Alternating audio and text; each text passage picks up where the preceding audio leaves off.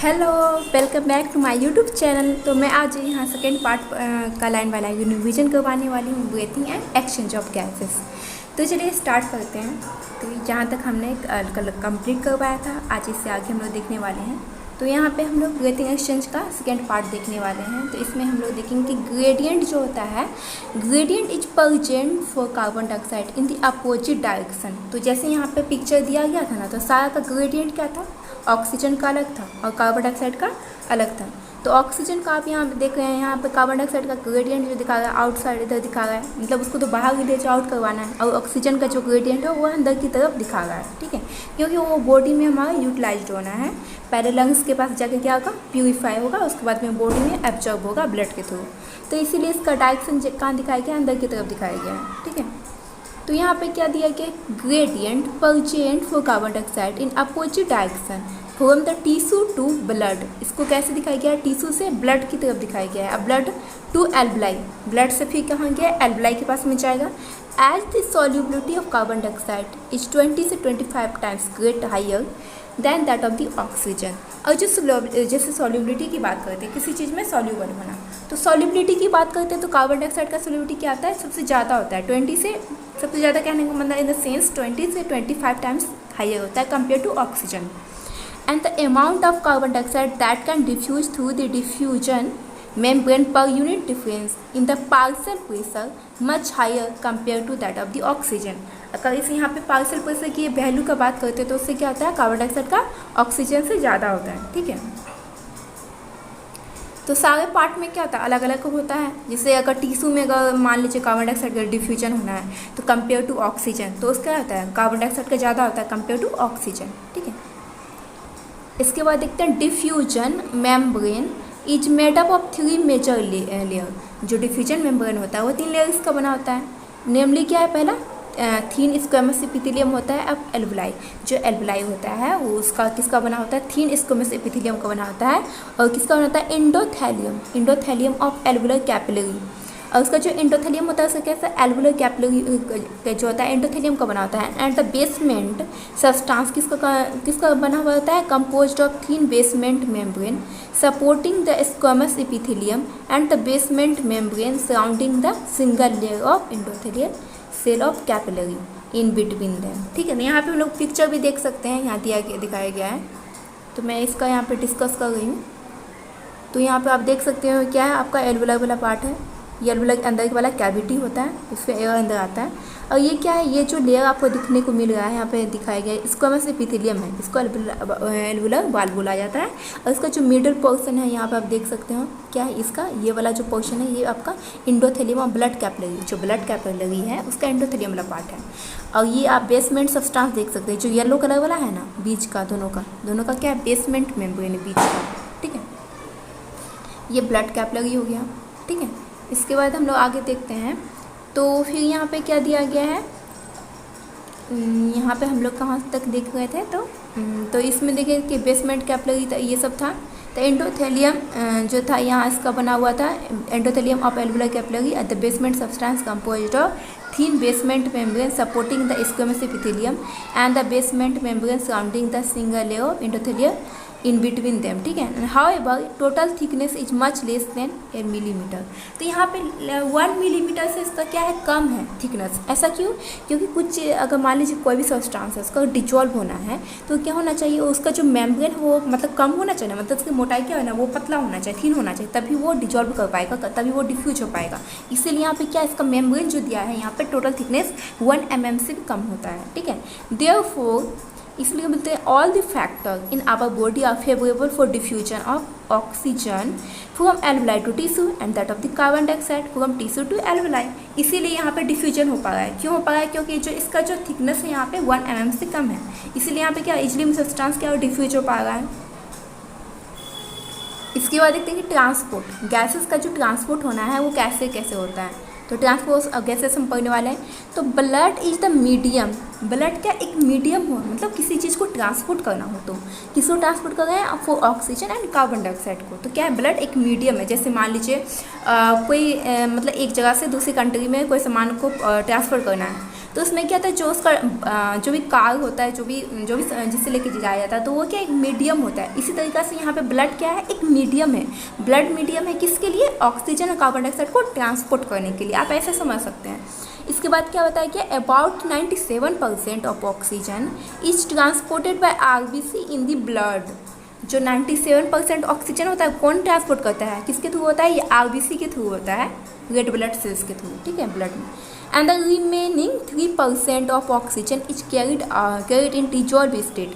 और जो 3% जो बच गया, 100% 97% तो आरबीसी के थ्रू होता है ट्रांसपोर्ट, और 3% क्या होगा यहाँ पे डिजॉल्व हो जाएगा है थ्रू प्लाज्मा के तो डिजॉल्व हो जाता है। उसके बाद देखते हैं नियरली 20 से 25% of carbon dioxide is transported by RBC. तो 20 से 25% किसके थ्रू ट्रांसपोर्ट होगा, आरबीसी के थ्रू, और 70% were 70% carried out as bicarbonate.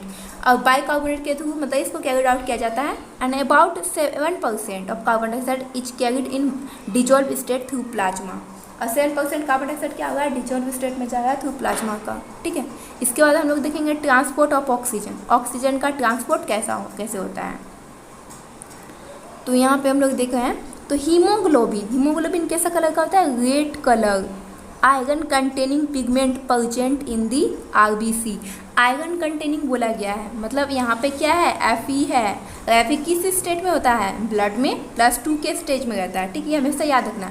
जब भी अगर हमारा ब्लड के ह्यूमन बॉडी की बात कर रहा है तो यहाँ पे जो हीमोग्लोबिन में जो आयरन है यहाँ पे +2 में होगा, उसका +2 ऑक्सीडेशन स्टेट में प्रेजेंट होता है, ठीक है। And red color iron contain pigment present in the RBC, and oxygen can bind with the hemoglobin in a reversible manner to form oxyhemoglobin। ऐसा क्यों बोला गया है, रिवर्सिबल इसलिए बोला गया है कि ये अगर जैसे मान लीजिए ऑक्सी हीमोग्लोबिन बना तो वो फिर क्या कर सकता है, एक दूसरे से टूट भी सकता है, मतलब बॉन्ड यहाँ पे क्या फॉर्म होगा, डिफॉर्म भी होगा, मतलब दोनों डायरेक्शन में प्रोसेस चल सकता है, इसलिए यहाँ पे रिवर्सिबल बोला गया है, ठीक है। तो reversible manner to form oxy haemoglobin and each hemoglobin molecules can carry maximum of 4 molecule of oxygen। तो यहाँ पे स्क्वाड क्या मतलब है, जो एक हीमोग्लोबिन मॉलिक्यूल होता है ना वो क्या कर सकता है, 4 मॉलिक्यूल ऑफ ऑक्सीजन को कैरी कर सकता है। उसके पास में इतना एबिलिटी है कि ये 4 मॉलिक्यूल ऑक्सीजन को कैरी करेगा वो, ठीक है। And binding of oxygen with haemoglobin is primarily related to partial pressure of oxygen. और ये किससे रिलेटेड होता है, इसका पार्शियल प्रेशर ऑक्सीजन से रिलेटेड होता है। अगर पार्शियल प्रेशर कार्बन डाइऑक्साइड की बात करते हैं तो यहाँ पे क्या देखेंगे कि hydrogen ion concentration, temperature and other factor which can interfere with this binding. Oxygen को अगर हीमोग्लोबिन से मिलना है, ये दोनों को कौन अलग कर सकता है, इसके बीच में एक मतलब वो तो होता है ना, दोनों को मिलने नहीं देगा, तो इसको नहीं मिलने का देने काम कौन करता है, ये पार्शियल प्रेशर और कार्बन डाइऑक्साइड। ये इसका क्या है, ये इसका मतलब ये नेम ही है, जैसे मान सपोज दैट। तो ऑक्सीजन हीमोग्लोबिन को मिलने नहीं देगा, कौन, carbon dioxide, hydrogen and concentration and temperature and other factor है जो कि क्या करता है, इसके बाइंडिंग को इंटरफेयर करता है दोनों के बीच को, ठीक है।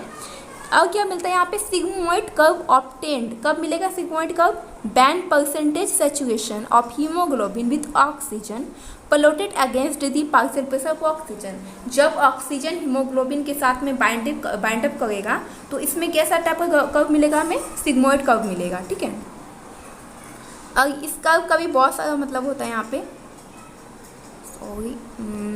This curve is called oxygen dissociation curve. और इस कर्व को क्या बोलते हैं, oxygen dissociation curve, and is highly useful in studying effect of factor like partial pressure of carbon dioxide, hydrogen and concentration ETC on binding of oxygen with haemoglobin. तो इससे हम इस कर्व से पता कर सकते हैं कि यहाँ पे पार्शियल प्रेशर कार्बन डाइऑक्साइड का क्या कर पा रहा है, हाइड्रोजन आयन का कंसंट्रेशन कैसे है, क्योंकि अगर उसका कंसंट्रेशन कम है, पार्शियल प्रेशर कार्बन डाइऑक्साइड और हाइड्रोजन आयन कंसंट्रेशन कम है, तभी यहाँ पे क्या होगा, हीमोग्लोबिन का बाइंडिंग चल रहा है और ये सिग्मोइड कर्व दे रहा है। अगर सिग्मोइड कर्व नहीं मिल रहा है, अगर शिफ्ट कर जा रहा है, जिससे यहाँ पे कर्व दिया है ना, तो ये शिफ्ट कर जाएगा तो दोनों का बाइंडिंग क्या हो जाएगा, डिफॉर्म हो जाएगा। एंड एल्बुलाई में अगर देखते हैं तो where there is a high partial pressure of oxygen, वहाँ पे क्या आता है, पार्शियल प्रेशर ऑक्सीजन का ज़्यादा होता है, and low partial pressure of carbon dioxide होता है। और ये क्या होता है यहाँ पे, लेसर हाइड्रोजन आयन कंसंट्रेशन, जो हाइड्रोजन आयन का कंसंट्रेशन कम होता है, एंड लो टेम्परेचर, टेम्परेचर क्या होगा, कम होगा, and the factor are all favour for the formation of oxy haemoglobin. ये फैक्टर क्या करता है, दोनों के मिलन को मतलब ये कहता है कि हाँ दोनों मिल सकता है, मतलब ऑक्सीजन और हीमोग्लोबिन एक साथ हो सकता है। Where as in this tissue, अगर टिश्यू की बात करते हो तो यहाँ अपोजिट होता है एकदम।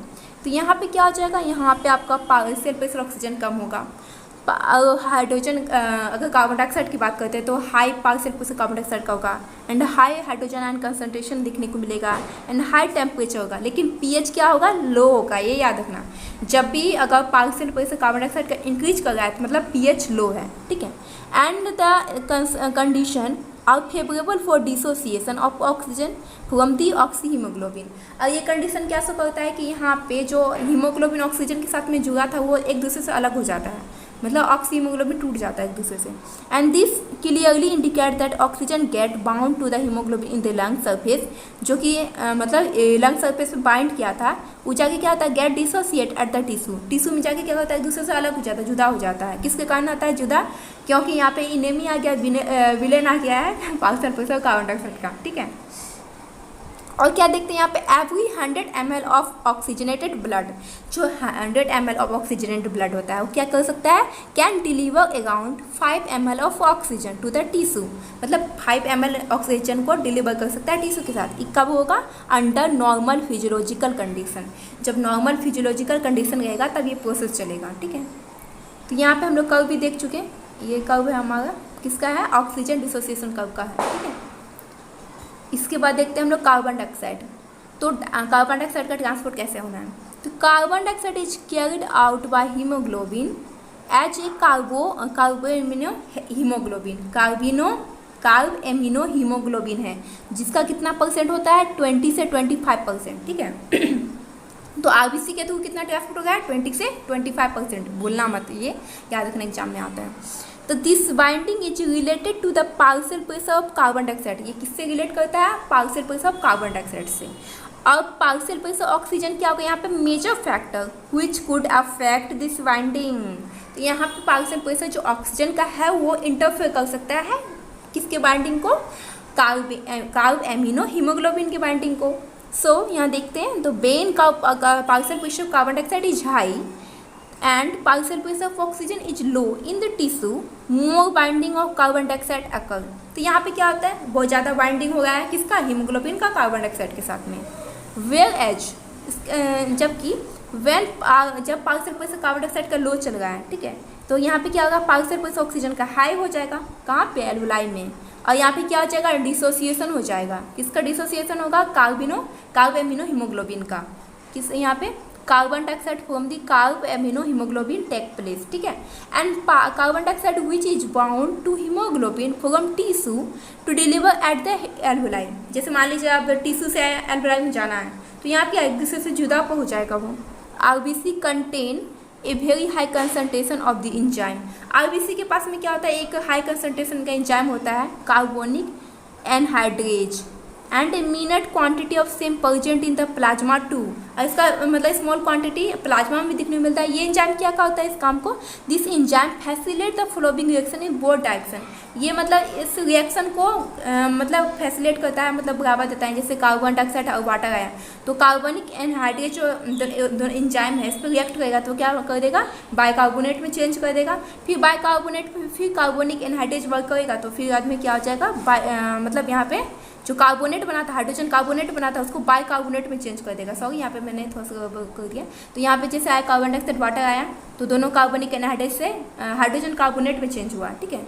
किस में चेंज हुआ, हाइड्रोजन कार्बोनेट में, हाइड्रोजन कार्बोनेट में चेंज हुआ। उसके बाद दोबारा अगेन अगर कार्बनिक एनहाइड्रेट आएगा तो यहाँ पे बाइकार्बोनेट प्लस हाइड्रोजन आयन में चेंज हो जाएगा, ठीक है। इसके बाद देखते हैं हम लोग एट द टिश्यू साइड, जहाँ टिश्यू की साइड में क्या होता है, wave partial pressure of carbon dioxide is high.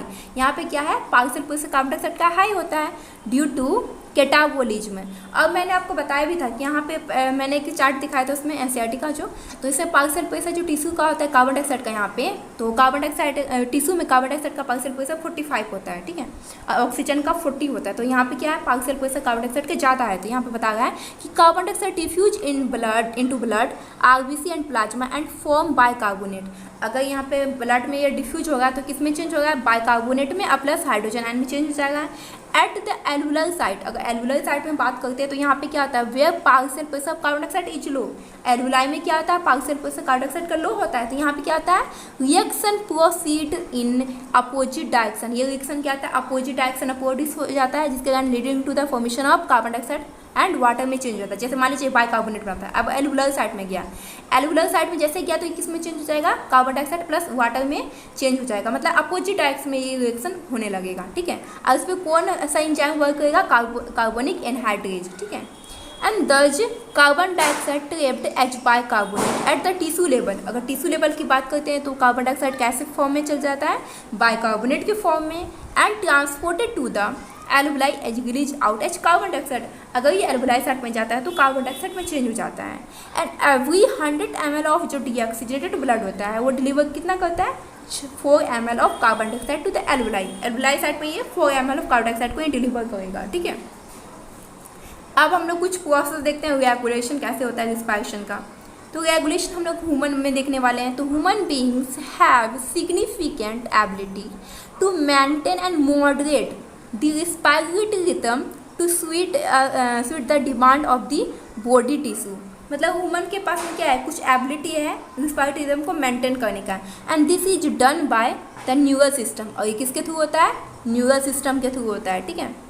And यहाँ पे देखने वाला स्पेशलाइज्ड सेंटर क्या है, specialised centre present in the medulla region of the brain is called respiratory rhythm centre. तो यहाँ पे आपको एक बात पता चला कि मेडुला क्या आता है, हमारा ब्रेन में प्रेजेंट होता है, प्लस ये क्या आता है, रिस्पायरेटरी रिदम सेंटर होता है, जो किस लिए रिस्पॉन्सिबल होता है, primary responsible for this regulation. ये रेगुलेशन में मतलब रिस्पायरेटरी रेगुलेशन में एक वर्क करता है, ठीक है, रेगुलेशन ऑफ दिस इसमें काम करेगा। And another centre present in the pons region, एक अलग सेंटर है जिसको हम लोग पोन्स रीजन बोलते हैं ब्रेन में। ये क्या करता है, इसको बोलते हैं pneumatic centre, pneumotaxic centre, sorry pneumotaxic centre बोलते हैं। ये क्या कर सकता है, can moderate the function of the respiratory rhythm centre. ये क्या कर सकता है, रिस्पायरेटरी रिदम सेंटर को मॉडरेट कर सकता है। तो ये क्या है, डोमिनेंट हो रहा है किस पे, रिस्पायरेटरी रिदम सेंटर पे, कौन, न्यूमोटैक्सिक सेंटर, ठीक है। और यहाँ देखते हैं neural signal from this centre can reduce the duration of inspiration. जो न्यूरल सिग्नल फ्रॉम इस सेंटर से मिल रहा है वो क्या कर सकता है, उसके पास में क्या एबिलिटी है, वो इंस्पायरेशन के मतलब उसके ड्यूरेशन को रिड्यूस कर सकता है, कम कर सकता है, and thereby alter the respiratory rate. और क्या कर सकता है, ये रिस्पायरेटरी रेट को अल्टर कर सकता है, चेंज कर सकता है। और एक सेंटर होता है कीमोसेंसिटिव एरिया। कीमोसेंसिटिव एरिया कहाँ सिचुएटेड है, adjacent to the rhythm centre. Rhythm centre के एडजेसेंट ये सिचुएटेड है, which is highly sensitive to carbon dioxide. ये बहुत बार एग्जाम में क्वेश्चन आया हुआ है। तो कीमोसेंसिटिव एरिया कहाँ पे सिचुएटेड है, रिदम सेंटर के एडजेसेंट में सिचुएटेड है, यानी किसके लिए सेंसिटिव है, हाईली सेंसिटिव है, कार्बन डाइऑक्साइड के लिए हाईली सेंसिटिव होता है, ठीक है। इसके बाद देखते हैं हम लोग, और ये क्या कर सकता है, and rhythm centre highly sensitive होता है कार्बन डाइऑक्साइड का, एंड हाइड्रोजन आयन। दो बात पता चला आपको यहाँ पे कि जो कीमो सेंसिटिव एरिया था वो रिदम सेंटर के पास था, वो हाईली सेंसिटिव था कार्बन डाइऑक्साइड और हाइड्रोजन आयन का। और क्या कर सकता है, ये increase in this substance can activate this centre which in turns can signal from rhythm center and make necessary adjustment। और वो क्या कर सकता है, एडजस्टमेंट कर सकता है रिस्पायरेटरी प्रोसेस को, मतलब उसको रेगुलेट कर सकता है, किसके through, by which there substance can be eliminated. और इस सब्सटेंस को क्या करता है, इलिमिनेट कर सकता है। जो न्यूमेटिक सेंटर जैसे मान लीजिए किसका सेंसिटिव है, अगर मान लीजिए हमारे बॉडी में कार्बन डाइऑक्साइड का लेवल ज़्यादा हो गया तो इसके पास में क्या एबिलिटी है, इसको रिड्यूस करने का, उसको मतलब इलिमिनेट करने का, ठीक है, सब्सटेंस को। And the receptor associated with the arctic arch, ये क्या है, receptor associated with the arctic arch and carotid artery also can recognise the change in carbon dioxide and hydrogen and concentration. और यहाँ पे जो ये आर्क, कौन सा आर्क है, erotic arc and carotid artery, ये इसके पास में भी एक एबिलिटी है जो रिकॉग्नाइज कर सकता है किसको, चेंज कार्बन डाइऑक्साइड और हाइड्रोजन आयन की कंसंट्रेशन में चेंज के लेवल को, ठीक है। एंड सेंड नेसेसरी सिग्नल, और क्या करेगा ये, नेसेसरी सिग्नल को सेंड करेगा फ्रीडम सेंटर तक फॉर दी रेमेडियल एक्शन के लिए, कुछ एक्शन लेना हो तो। And the role of oxygen in the regulation of the respiratory rhythm is quite insignificant होता है, ठीक है। इसके बाद हम लोग डिसऑर्डर देखने वाले हैं। तो डिसऑर्डर में क्या देखने वाले हैं, पहले हम लोग देख रहे हैं अस्थमा। तो अस्थमा कैसे होता है, it is a difficulty in breathing coughing the wheezing due to the inflammation of bronchi and bronchioles. तो इसमें क्या होता है, कुछ मतलब पार्टिकल्स यहाँ पे लिक्विड जैसा जमा हो जाता है इस वाले पार्ट में, इसी कारण से यहाँ पे क्या होता है, अस्थमा काउच होता है, विचिंग साउंड प्रोड्यूस होता है इस पीपल में। जैसे अगर ये सो रहा है ना तो उसमें देखना कि अजीब टाइप का आवाज़ निकालेगा, तो ये अस्थमा के केस में भी देखने को मिलता है विचिंग साउंड। एंड इसमें एम्फीसिमा की बात करते हैं तो ये स्मोकिंग का पेशेंट होता है, जैसे मान लीजिए बहुत ज़्यादा सिगरेट स्मोकिंग कर रहा है, तो ये क्या होता है, क्रॉनिक डिसऑर्डर होता है। एंड इन विच एल्वुलर वाल आर डैमेज, एल्वुलर वाल क्या होता है, डैमेज हो जाता है, क्यों क्योंकि ज़्यादा सिगरेट पी रहा है तो वहाँ पे धुआं तो जमा होगा ही एल्वुलाई लेवल में, जो क्या कर रहा है, ऑक्सीजन, उसका काम होता है ऑक्सीजन का मतलब प्यूरिफाई करने का, और वहाँ पे हवा, वहाँ पे धुआं पूरा जम रहा है, तो क्या होता है, ये तो बहुत ज़्यादा रिस्की होता है।